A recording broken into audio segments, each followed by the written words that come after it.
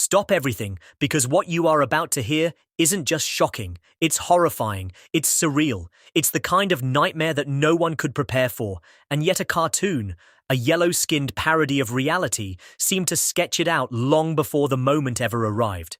10 years ago, buried deep in season 26 of The Simpsons, there was a throwaway scene, a joke, a blink-and-you-miss-it parody titled Theo's Final Curtain.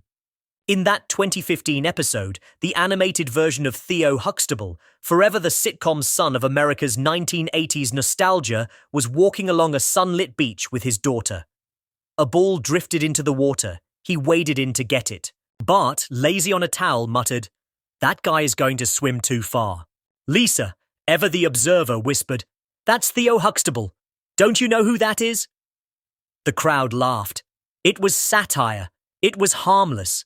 But in hindsight, it feels like prophecy, like fate playing a cruel joke through the vessel of a cartoon. Fast forward to 2025. The sun glistens on a Costa Rican beach. Malcolm Jamal Warner, the real Theo Huxtable, the beloved actor, father, and Grammy-winning artist, is playing with his young daughter. She laughs, her ball bouncing along the shore until a gust of wind carries it into the sea. Her face falls, her eyes well up. And just like the cartoon, Malcolm smiles softly, reassuringly, and says, "Don't worry, baby, Daddy's got it." He wades into the ocean. Each step takes him deeper, each wave pushing against him like an unseen omen. Witnesses describe the scene as if time folded in on itself, fiction merging with reality. A father, a daughter, a ball, and the ocean. Panic erupted as he drifted too far.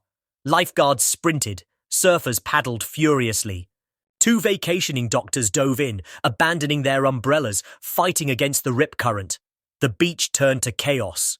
CPR, mouth-to-mouth, chest compressions. 30, 40, 45 minutes of desperate struggle against the merciless sea. And yet, the ocean refused to yield. Just like in the cartoon, Malcolm disappeared beneath the waves. Gone. The world froze. The line between fiction and reality shattered in that instant. And here's the horrifying part. Every detail, every gesture, every desperate act mirrored what had been animated a decade earlier.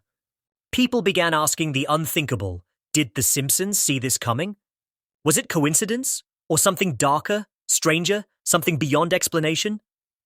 Malcolm Jamal Warner wasn't just Theo. He was an artist, a symbol, a father who once said fatherhood gave his life purpose. In 2015, he had already reinvented himself as a Grammy-winning musician, channeling his soul into Stevie Wonder's Jesus Children of America, proving he wasn't confined to nostalgia.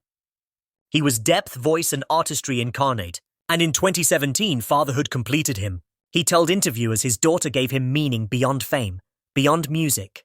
And now, in 2025, his final act, stepping into the water for her smile, became his ultimate legacy, tragically echoing words scripted long ago in Springfield.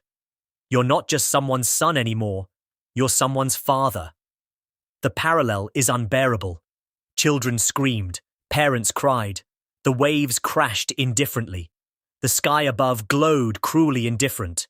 Fiction had predicted reality, and reality obeyed. As the footage spread online, disbelief turned to obsession. Social media feeds filled with split-screen comparisons. Malcolm wading into Costa Rican waves beside Theo Huxtable's cartoon counterpart wading into animated surf. Bart's line, "That guy's going to swim too far," was replayed millions of times, no longer funny, now haunting. Lisa's whisper, "Don't you know who that is?" resurfaced with unbearable weight. Fans asked how satire could map tragedy so precisely. Psychologists debated the eerie overlap of coincidence and premonition. Subreddits filled with frame-by-frame dissections. TikTok flooded with theories, edits, tributes. News anchors couldn't contain their shock. It wasn't just another death. It was surreal, prophetic, incomprehensible. The Simpsons had once again blurred the line between parody and prophecy. But this time, it wasn't about predicting technology, elections, or pop culture. It was about life and death. About a father's final act of love.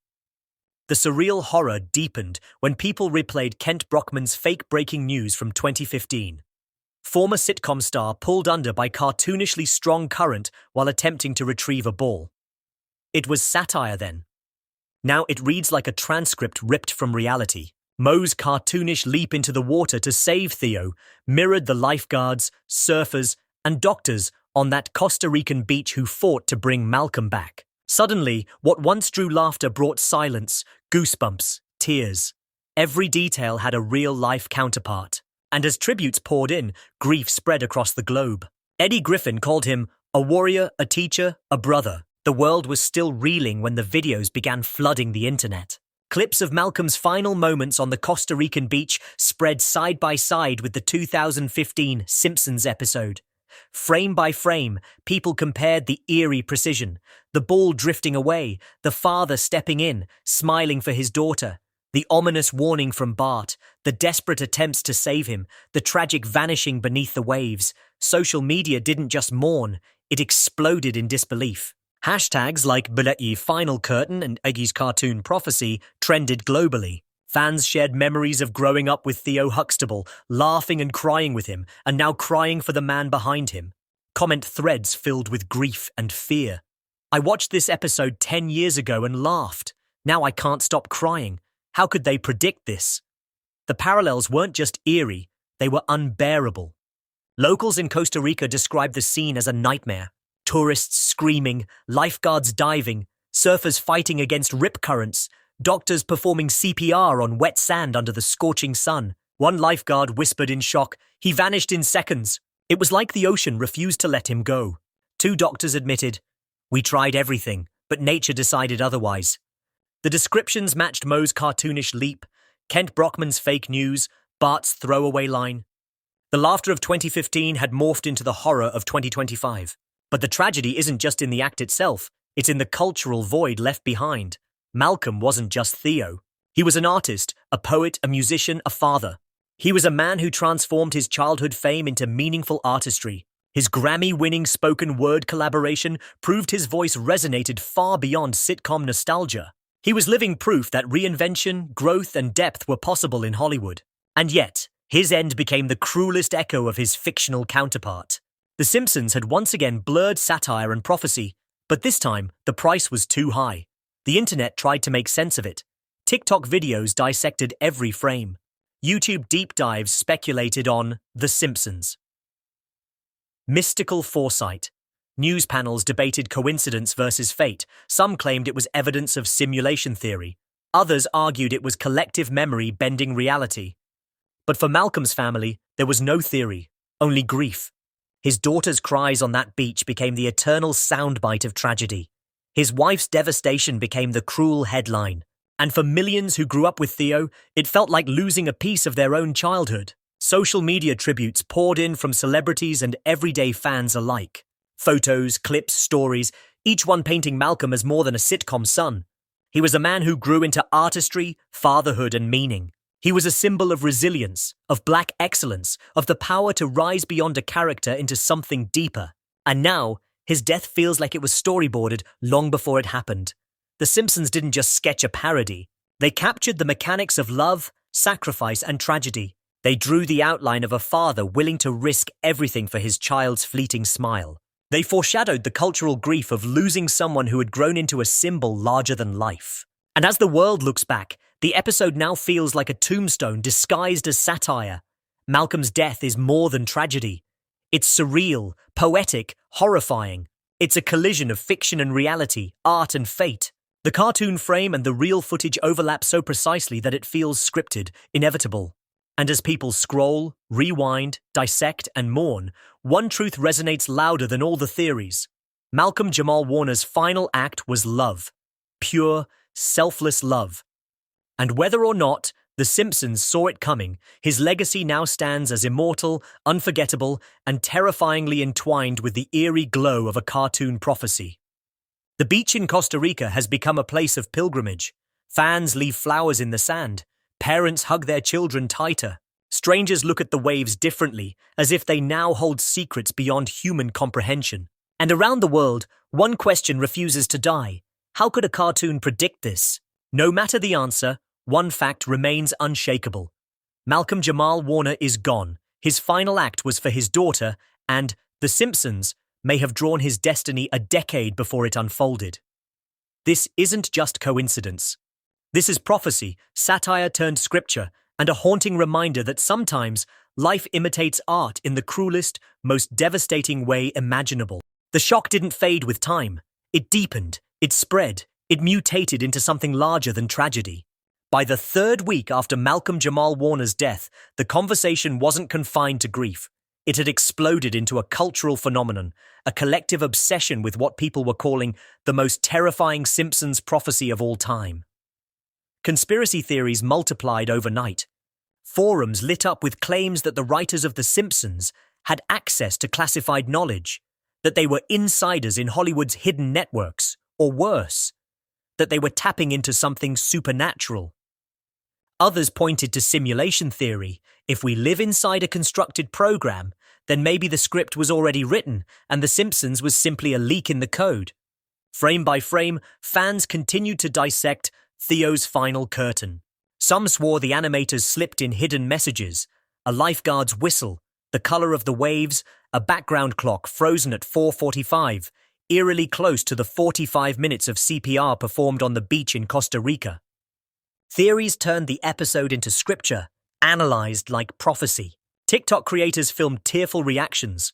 YouTubers built hour-long breakdowns, and mainstream outlets devoted primetime segments to the bizarre overlap of satire and reality.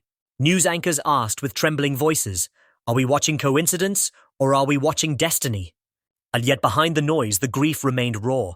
Malcolm's family, his wife, his daughter, his friends, were left broken, navigating mourning under the cruel glare of a world obsessed with prophecy. His daughter's cries that day haunted every broadcast. His wife's silence became louder than words, her devastation shielded from cameras but amplified by the weight of absence.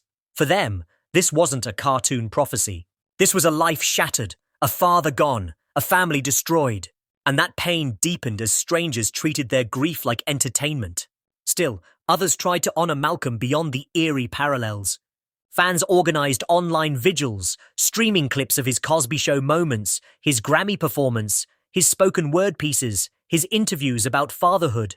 Hashtags like Tawas for Theo and Alpha Malcolm turned into digital shrines. Parents shared photos of playing ball with their own children, captioned with promises to cherish each moment. Artists created murals, one of which, painted in Los Angeles, showed Malcolm walking hand in hand with his daughter, half in cartoon ink, half in living color, bridging fiction and reality.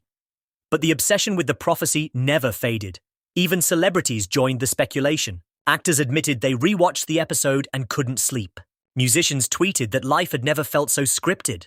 A viral podcast episode declared, "We're not mourning just a man, we're mourning free will." If cartoons can script reality, then what is left for us to control? Psychologists studied the phenomenon, calling it collective trauma fueled by cultural nostalgia. Sociologists argued that the overlap of childhood memory, sitcom warmth, and real-world death magnified the horror. Religious leaders even weighed in, some claiming it was divine foreshadowing, others condemning it as demonic trickery. The lines blurred further when clips surfaced of Malcolm himself once joking about The Simpsons in a 2018 interview. Asked about pop culture predictions, he laughed. "Man, if they predict me, I hope it's for winning another Grammy, not something tragic." The clip went viral, replayed millions of times, twisted into cruel irony. The internet declared it the joke that became a curse. And yet, for every conspiracy, for every theory, one truth resonated stronger than any narrative. Malcolm's final act was love. The details of prophecy, the obsession with coincidence, the eerie parallels, all of it faded when you looked at the essence. A father stepped into danger to bring his daughter joy. He risked everything for her fleeting smile. And that, beyond any cartoon, beyond any prophecy, defined him. Still, the episode haunted people. Schools banned it temporarily, claiming it traumatized children. Yet banning only increased fascination. Bootleg uploads circulated endlessly. The phrase, "Don't you know who that is?" became a cultural echo, repeated in grief, in shock, in tribute. People whispered it at vigils, wrote it on posters, posted it beneath tribute photos. In their voices, Lisa's cartoon line became a universal reminder of Malcolm's significance. As weeks turned to months, tributes evolved into movements. Parents created foundations in his honor, funding swim safety programs for children. Others lobbied for beach safety awareness, calling his death a wake-up call about rip currents. His artistry found renewed attention. Streams of his Grammy-winning performance surged, his poetry went viral, his interviews about fatherhood resurfaced as teaching tools for a generation of men striving to balance career and family.